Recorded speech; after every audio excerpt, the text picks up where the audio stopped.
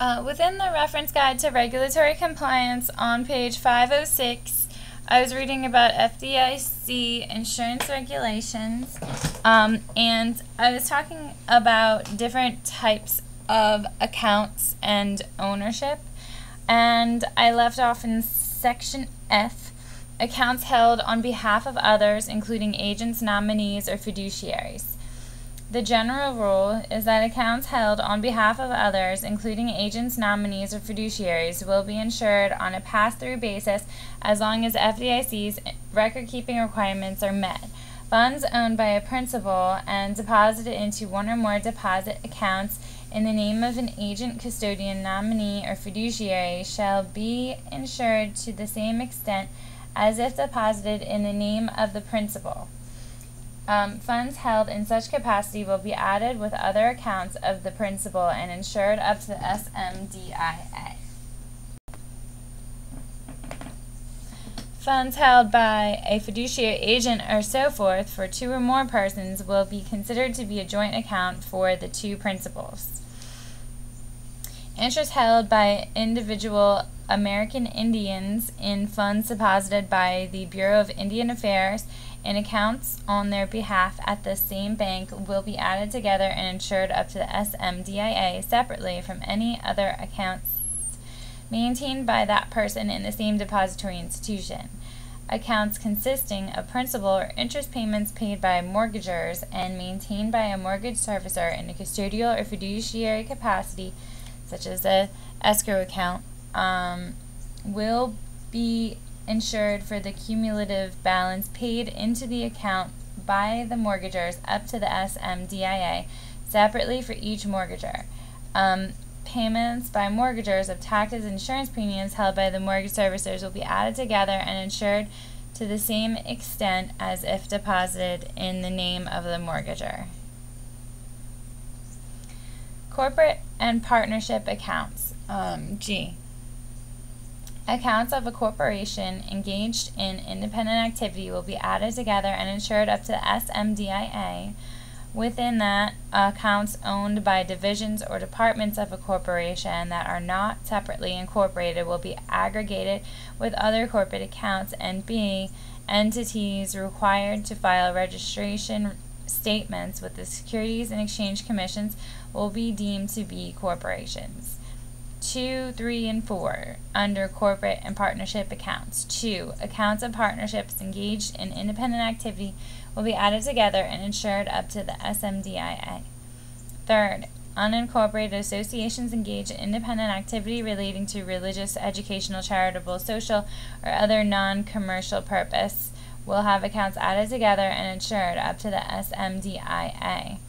4th, independent activity is any activity other than one designed solely to increase deposit insurance. H, employee benefit plans. Retirement accounts insured for the SMDIA, including individual retirement accounts, including traditional SEP and simple IRAs. B, Section 457 plan accounts of state and local governments. C, self-directed employee benefit plan accounts, including 401k and simple 401k accounts. D, self-directed co-accounts, and E, all other retirement accounts. Under subsection F,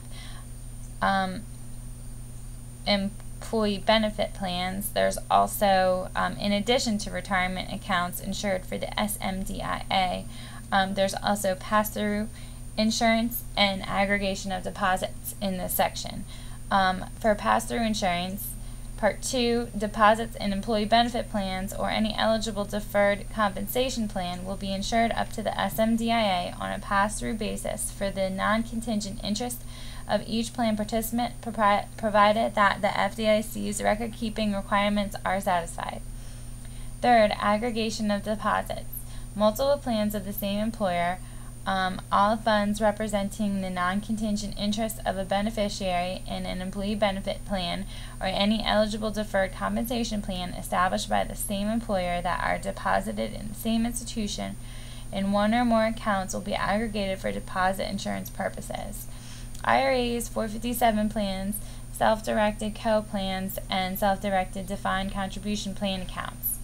The vested interest of any person in any IRA, 457 plan, self-directed co-plan, or self-directed defined contribution plan in the same institution will be aggregated and insured up to the limit of the SMDIA per participant. Annuity contract accounts. Subsection I.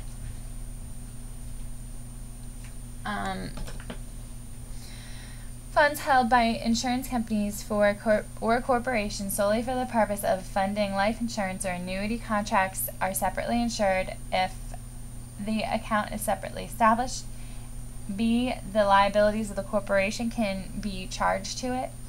No liabilities, that is, can be charged to it. And C, the account is not available to creditors of the corporation.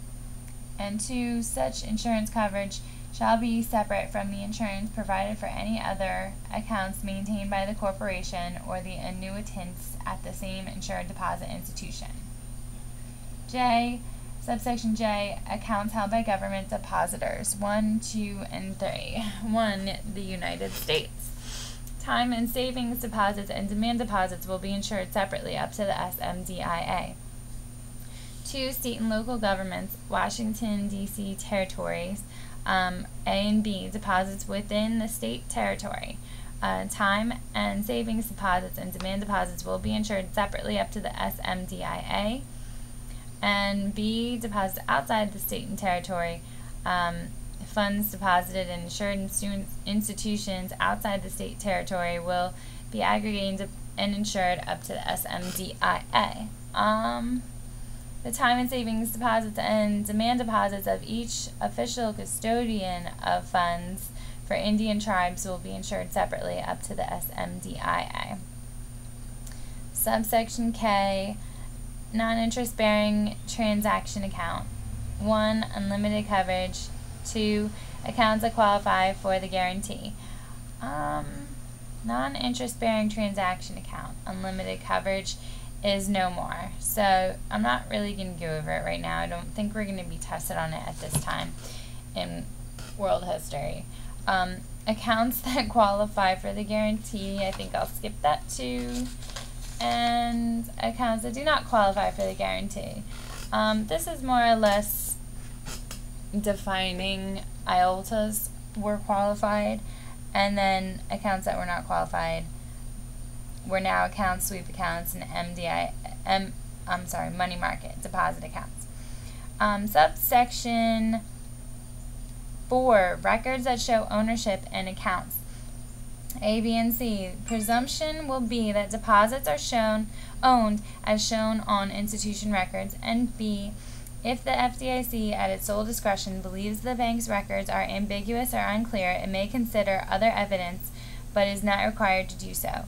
And C, if the FDIC believes the deposit records misrepresent the actual ownership and that such misrepresentation would increase deposit insurance coverage, the FDIC may consider all available evidence and pay claims on the basis of the actual ownership. Rules for sweep accounts. Purpose. This rule determines the insured status of funds and accounts subject to sweep agreements in the event of an institution failure. Coverage.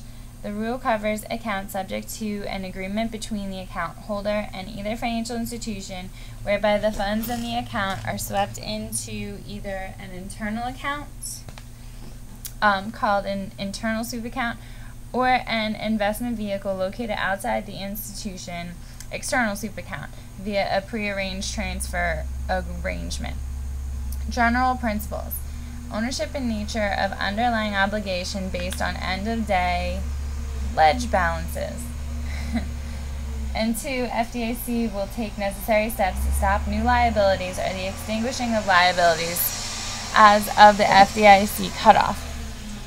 D, disclosures to sweep account customers 1, 2, and 3. One sweep account is established and annually thereafter, and disclosure of whether funds are deposits, and if not deposits, the status of the funds in event of institution failure, and 3rd, not applicable to deposit sweeps such as zero balance accounts. Record keeping and enforcement. Enforcement is the irregular fear of penalties. For record keeping, For pass-through insurance to apply, the fiduciary relationship must be disclosed in the institution's deposit account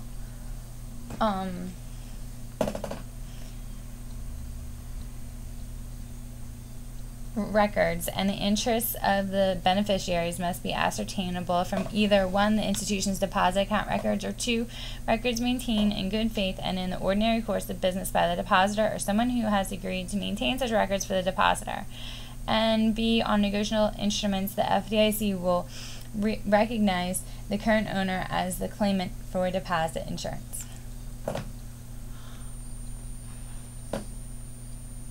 I guess I'll read enforcement. Fear of penalties. A, B, and C. Penalties up to $7,500 per day for violations of laws or regulations.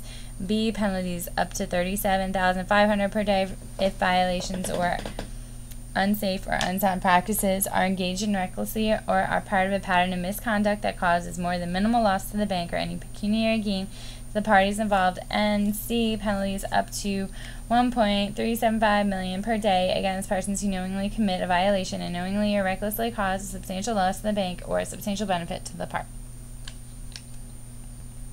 That's it for FDIC insurance regulations.